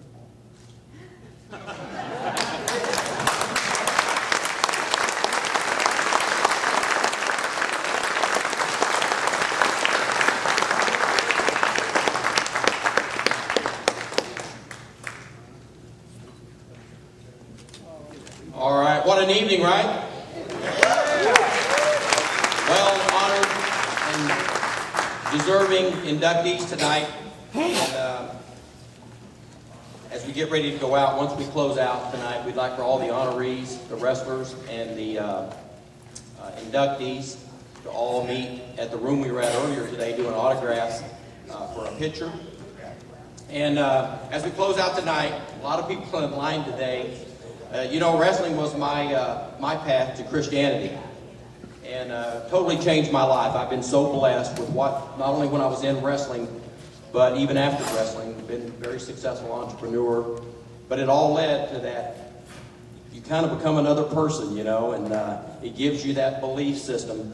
And so as we wind up tonight in the line today, everybody kept saying, "Oh my God, I listened to the podcast of Ric Flair. You guys were so funny. You did this and the Buddy Roberts story, And so I told them in line today I would tell it tonight as we wound up, because someone said, "What's your most memorable moment in wrestling?"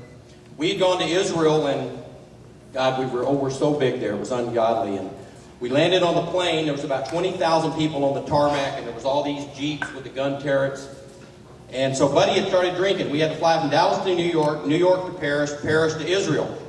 Well, Buddy drank all segments, to the point they cut him off going into Tel Aviv, and he was really pissed off. And so they had set him down, and they told Michael and Terry to keep him in his seat. So we land, and we're getting everybody off the plane, and they were going to take us in a special cart and take us right through customs and everything. And so we're trying to get Buddy up. Michael's on one side of him, I'm on the other. Everybody else is off the plane. We're getting him out the door. And there you go out. You're kind of on, one of the staircases that goes down to the tarmac. And as we got on the staircase, Buddy all of a sudden grabs the rails. He starts looking around, and we're like, "Come on, Buddy." And all of a sudden he yells, "You son of a bitches killed Jesus." And Michael's like, "Holy hell, Buddy, come on." "They did! These son of a bitches killed Jesus." And I said, "Michael, he's all yours." I went on down the stairs. But it just showed, they took us underground through pipes. Wrestling has been, I think, the biggest, baddest, most popular sport on this planet. It was big during the Depression. Everybody wanted to root for good and evil. It's been good to me. It's been good to my family. And I appreciate each and every one of these guys that made the journey up here, but I want everybody in this room to understand it's not us, it's you, the fans, that make it possible for any of us to even be on this stage. And I think wrestlers, more than any other sport, go the extra mile for the fan, whether it's in the corner signing autographs, whether it's taking pictures on the way to the dressing room, whether it's taking pictures at the diner. I get so mad when I see athletes ignore somebody holding out a paper and wanting an autograph. And so I thank you as the fan for what you've done for us and where you've put us on the planet. You know, used to everybody said, oh, I was just flipping through the dials and happened to see wrestling, but they knew everything about what's going on. And then Arbitron and Nielsen changed that back around 1980 when we could see who was watching wrestling, and it was everybody on the planet. And so I had a hell of a ride here at World Class. And I am so proud of what's going on here in Wichita Falls. Hopefully I'll be back next year. And we need a room twice this big. So with that being said, thank you. God bless you and appreciate you for coming out. Thank you.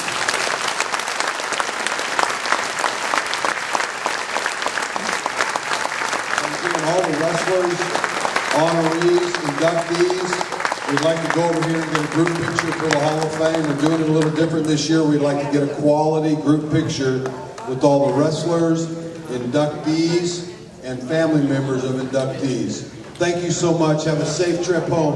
God bless everybody.